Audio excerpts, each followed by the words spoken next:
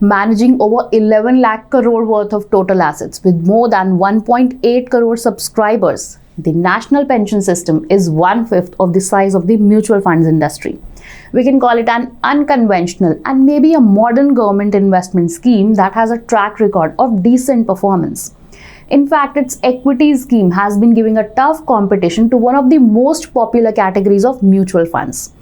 Hello and welcome to our channel 5-Minute Finance by ET Money, where we talk about the basics of personal finance. Now, this video is going to be a quick one on understanding how NPS invests that 11 lakh crore worth of assets which has been contributed by people like you and me.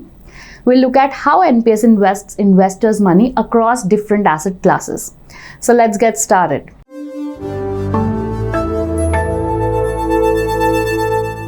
NPS was introduced in 2004 by the Government of India with an aim to provide retirement benefits to the citizens.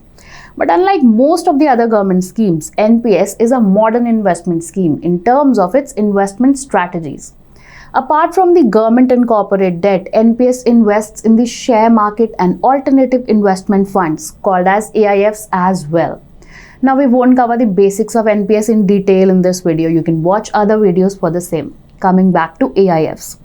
Alternative investments, or asset class A, invests in unconventional instruments like real estate or infrastructure investment trusts called REITs and InvITs, perpetual bonds and other alternative assets.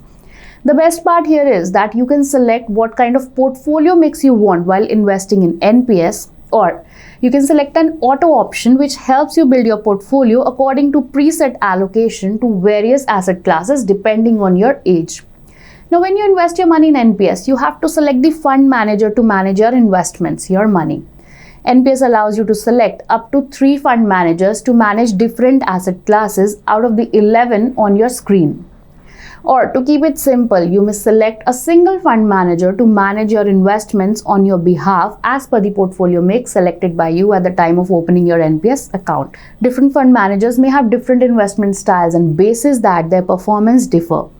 The returns generated by different fund managers are on your screen. You may pause the video here and check them out. Now let's quickly get on to the core topic of this video, how these pension managers invest your money when you invest in NPS. Again, as our channel promises to keep the videos crisp to make them easy to consume, we'll look in detail how the largest and the best NPS manager, HDFC Pension Fund, invests their money across different asset classes.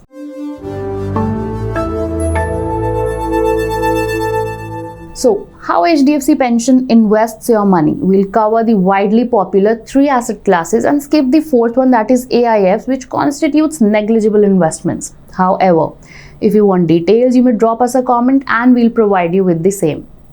HDFC Pension Fund is the largest pension fund manager after SBI Pension and ICICI Pension Fund, managing over 43% of the total assets invested in Tier 1 account of NPS. Now, Tier 1 is the mandatory account if you want to invest in NPS. There is a Tier 2 account as well, which can be used as a savings account. But in this video, we'll talk only about Tier 1 account, as when we talk about investing for retirement, we refer to Tier 1 account of NPS. Now, if you want details on how we selected HDFC Fund Manager as the best one, you may watch our detailed video after this. Now let's look at how HDFC Pension Fund invests investors' money across different asset classes. So let's start with Scheme E of NPS. HDFC Pension Fund manages a massive 48% of the assets invested in Scheme E, or equities of the NPS. Top stocks in HDFC's portfolio includes HDFC Bank, ICICI Bank, Reliance Industries, Infosys and Bharti Airtel, making up 30% of the total portfolio. Top 10 stocks account for 41% of the total portfolio. You see how, unlike most of the other government schemes, how transparent NPS is. You get the portfolio details updated on a monthly basis, publicly available. Now let's look at the portfolio of Scheme G, that is the government securities. As is clear from the name, this scheme invests in securities issued by the government. Now 66% of the total assets of the scheme are invested in securities issued by the central government. 27% are invested in securities issued by the state government. A minuscule 2% is invested in AAA rated public sector or PSU bonds. Top 5 holdings here account for 48% of the total portfolio. Majority of the portfolio is invested in very long-term securities. Average maturity of the portfolio, which means the average of maturity period of all the securities in the scheme, is almost 19 and a half years. Now, since Scheme G invests in government securities, it can be considered as the safest asset class out of the 4 asset classes in NPS. Next, we come to the investment portfolio of Scheme C, that is corporate bonds. So, almost around half of the portfolio is invested in the corporate bonds, where Reliance Industries is the top holding with 7.7% weight. Then around 38% is invested in infrastructure bonds and 9% in PSU bonds. Now, average maturity of the portfolio stood at 7.13 years, and as far as risk is concerned, 82% of the total securities in Scheme C are AAA rated, followed by 12.5% as AA plus rated. Now, to give new investors some idea about the credit ratings, there are credit rating agencies who assign ratings to debt securities on the basis of probability of default by the issuer. Or understand it this way, debt or bonds are nothing, but it's like you are lending money to the issuer. In this case, these may be private companies or public sector companies of the government. Now, what are the chances of default by the borrower, also called the issuer of the securities? Based on that, the credit ratings are assigned.